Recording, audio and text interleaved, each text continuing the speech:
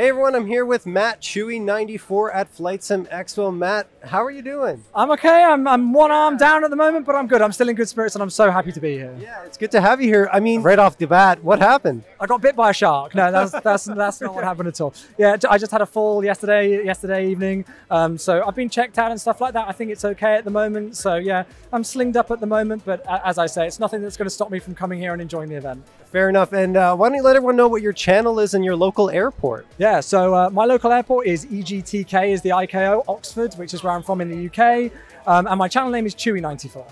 What do you think of Flight Sim Expo as a community event? Well, I've been coming from the first ever Flight Sim Expo in Vegas 2018, and then I did Las Vegas.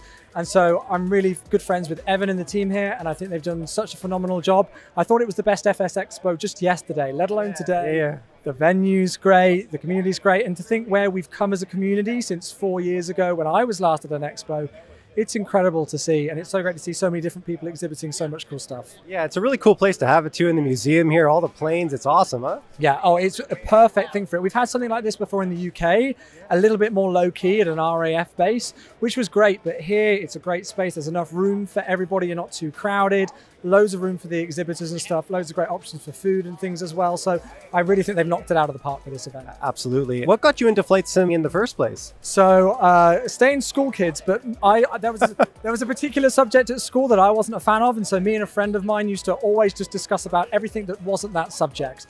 And he told me, hey, I've been getting this flight simulator, I've been having good fun with it. And I was like, what's that all about? Started to mess around with it, started to have a bit of fun, came back and forward a little bit with it, and then I started to really learn airliners and get interested in the systems whilst I was at university, just for something away from my studies that I could put my mind to. Getting into a little bit of a hobby. I've got an esports background, so I've worked in the gaming industry for quite a while, and I thought streaming might be fun, and I just combined the two. What about that esports background? Is there anything you can tell us about it? Yeah, so I used to be a Call of Duty and Counter-Strike esports commentator in the pro scene. Really? Yeah, so I did that from 2012 to 2015. Really enjoyed elements of it, but there were parts of the esports community that I didn't really get on with too well in the end, and I thought something's a little bit changed for me, and I thought, why not combine my love for flight simulation with my love for online streaming and things, and I just gave it a go, and here we are 7.5 years later. It's going great for you so far, man. And I mean, talking a bit more about that, do you have any aspirations to become a pilot, or do you have any flight experience? I think you kind of mentioned it a little bit. Yeah, so unfortunately, the only flight experience that I've got is actually from the Microsoft Flight Sim Global Preview event. They didn't tell us at the time, but we got up and piloted an aircraft, and that was a phenomenal experience to just feel how a real aircraft feels compared to how it feels in a simulator. Of course, I'd love to do it, but like for so many people out there, the problem is financing, right? But we're so lucky that we've got a great hobby where we can still get a taste for it. And in some regards, piloting virtually is almost better, because 1 minute I can be in an F-16, the next minute I can be in a Boeing 737, the complete other side of the world, right? So I look at it that way. Yeah, one day I'd love to go and get my PPL, but we'll see how things go in a few years. So what attracted you to this technical, patient style of gameplay versus the first-person shooters that you mentioned before and the more faster games? It's something like chat interaction is my most great thing. Like, we all come together, there's 200, 300, 400 people, we all come from different walks of life, different backgrounds, different things that we're all doing together, and we all come together for this one hobby, right? And we can talk about so many different topics, we might have different faiths, religions, different views of the world, but we all come together and have a chat, and that's the most important thing, and flight simulation is that common denominator that brings us all together. So it's almost, in a way, I mean it like the flight simulation is almost a secondary factor. I'm there to have a chat with my community and have a great time. And if we can throw in some fun and fly to some fun places around the world virtually, it just makes it even more fun. I think you kind of just answered my next question, but I'll ask it anyway. What's it like engaging with chat in flight simulators? It's great because you get people from a wealth of different backgrounds who, some people have never flown a real world aircraft before, some people are rated airline pilots. And one thing that has been my most favorite thing is people who have come into my channel and said, hey, I'm going to train to be a pilot. They'll come back into my channel 4 years later, hey, I just flew my first passenger flight. And that for me is the most humbling thing, like that they've been with me through their process of becoming a real world pilot.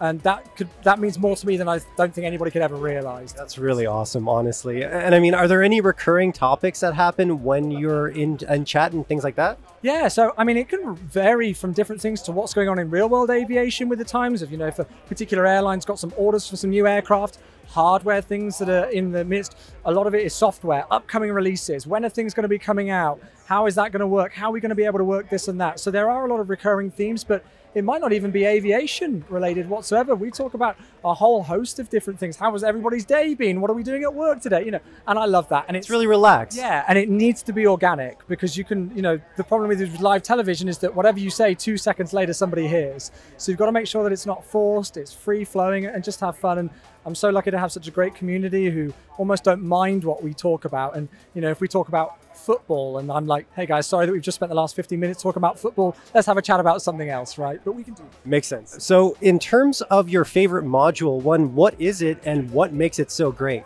I mean, it's so difficult to pick one. I don't know if I can pick one. In terms of software, that is my bread and butter. I've been a PMDG guy for years. I'm really great friends with the team at PMDG and their 737. I've used it right from the FSX days through to P3D V3, V5, and now in Microsoft Flight Simulator. And I mean, I just love the 737. It's just such a, it's like, it feels like it's a pilot's aircraft, right? Like, you know, you've got to take the auto thrust out for landing and things. There's lots of different switches to click. So if I had to pick one, that's my favorite. Yeah. And what are you most excited for in the next year of Flight Sim? Well, MSFS 2024 is just I know that's going to be the common one. I'm so excited to see what the team are going to do for that. I'm so excited to see how it integrates with what they've already done, and that next step in the journey. That next, I'm calling it kind of like a next chapter. You know, in what they're calling a sequel. That's what I'm calling it. It's this next chapter in this project. So it's got to be that I'm most excited. It was kind of a surprise too. It just came out of nowhere almost. Yeah, I don't think many people at all had any idea that it was going to be a thing. I certainly had no idea until the announcement went out. It was funny actually, because there was a thunderstorm in my region and my power was out, and I came back online after my power had gone out and the trailer had already released, and I'm like, whoa, what's happened here? So I went live on my channel to discuss it, and then I had another power cut whilst Oh no. Yeah. These things happen though, you know, that's the beauty of live television, so to speak. And I think we're going to have a really great positive future for flight simulation. I agree. And I mean, last question for you. If you had the chance to fly on a real plane in a real cockpit, what plane would it be? What flight path and why? I think if I had to pick one, it would be the Boeing 747-400. That's by far my favorite aircraft.